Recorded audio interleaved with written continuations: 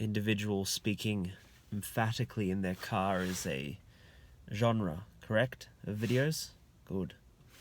It's been a while since I've filmed a video, but this one is concurrent with world events.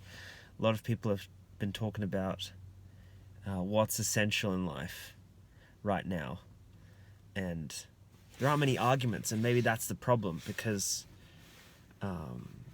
we're told what's essential. It must be great being an essential oil right now, you know? Like, aloe vera's like, there's no debate. I'm loved and wanted.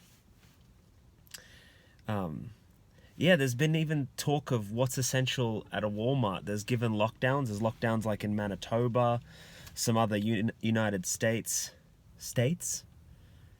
where they limit what people can shop in a certain store, what stores can be open. But yeah, essential oils, they're safe.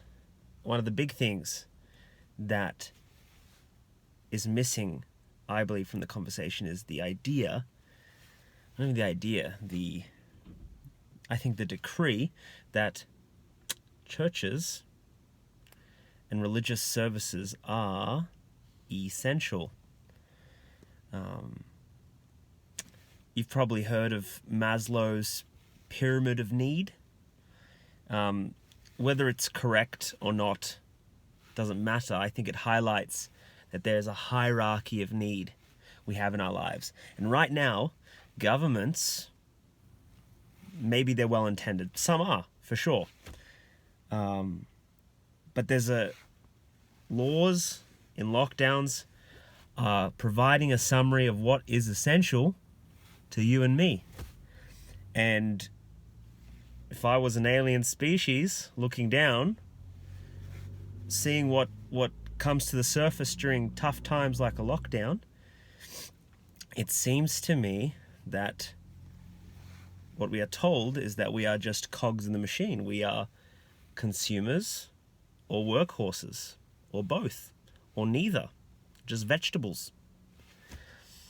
So we go into a loop, and life is a loop. It is a cycle, but the cycle that we're said to participate in and obey, to a degree, is that of being quiet, not necessarily protesting, often at least, and buying food and munchies and eBay stuff and Amazon stuff, and working if we can, if we're essential. So many of us have faith or a connection to the spiritual, and we need food in that area of our lives. I need sustenance in that area of our lives. There's the mental realm, which luckily people have been talking about, the detrimental effects of what's happening right now in that realm.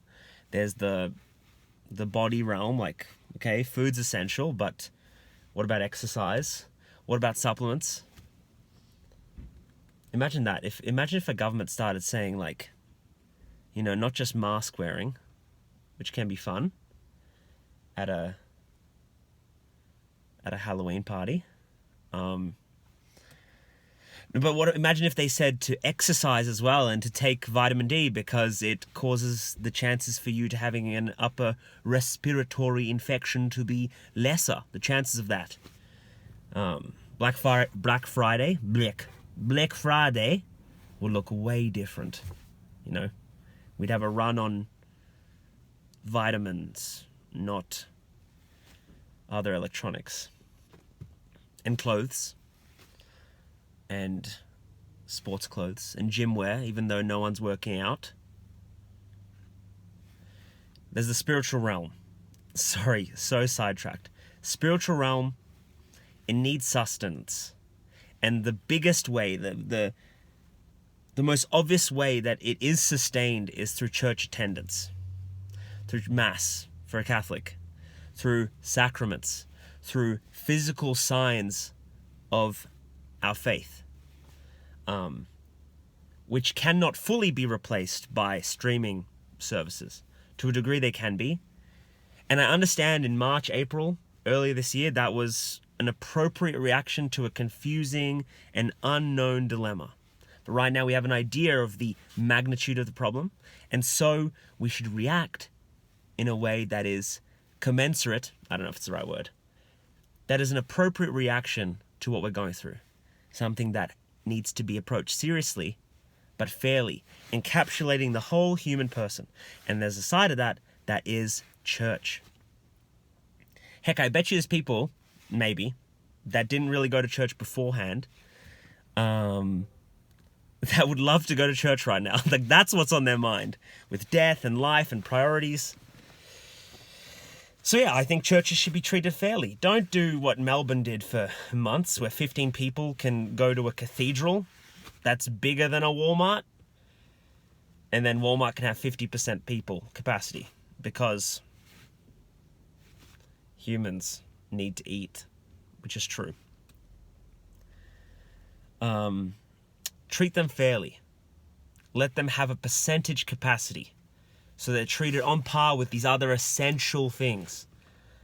Yeah, because we need connection, and it's going to be a point where a screen like this one will not be enough.